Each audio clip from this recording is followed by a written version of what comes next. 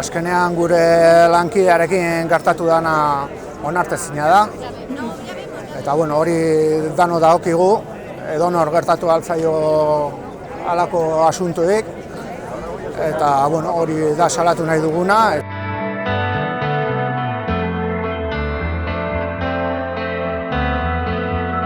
Hemen gaur elkarretaratzea ditugu, salatzeko beti orain arte salatu izan duguna, Osakidetza nola osasun sailak Osakidetza amildegi batera eramaten ari den, eta salatzen dugu Osakidetza desmantelatze prozesu baten dagoela, murrizketa prozesu baten dagoela, eta privatizazio prozesu baten dagoela, eta paketan gertatzen ari dena, guzti horren beste adibide bat da, edo guzti horren beste pieza bat da, ez?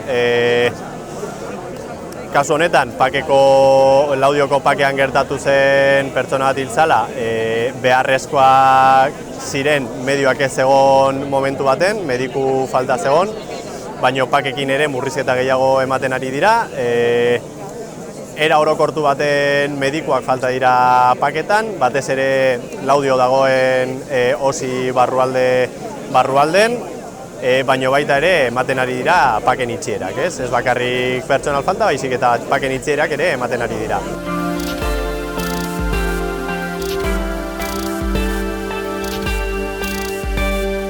Osakidetza beti aurpegiratu dugu sindikatu hori nola alarma egoera bat sortzen ari garen, baina honelako egoeraik arrazoia ematen digute sindikatuei, arrazoia ematen diete baita kalean bildu diren herritar guztiei urte honetan zehar, ez?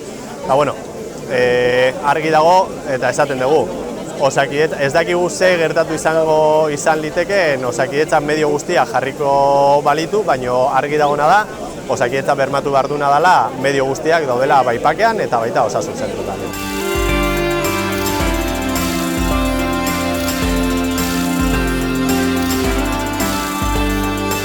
Aiaraldeko greba batzordeekin eta GEZ langile batzordea antolatu dugu manifestazio bat datorren ostiralean, atxaldako 6:00 Laudioko plazatik.